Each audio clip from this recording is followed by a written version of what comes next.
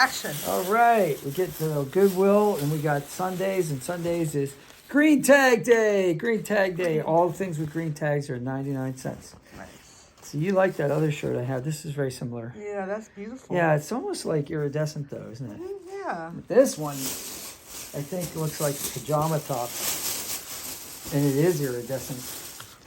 Oh my goodness gracious. Feel it. Yeah. Feels like silk.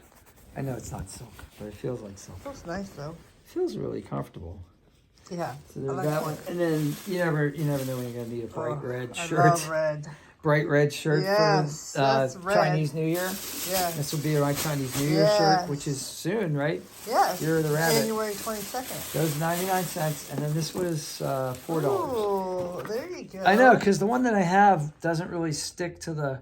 Yeah. I don't like it. Takes up too much window space, and then this I can put right in the cup holder, which Okay. is what I've been doing with the other one. But this is designed to do it. Okay, let's See, do it this like side. supposed to fit. So we'll do a video on how this Okay. this fits. So that's it. All this for. Well, I rounded up to $8. Oh, nice. Donated. Yeah.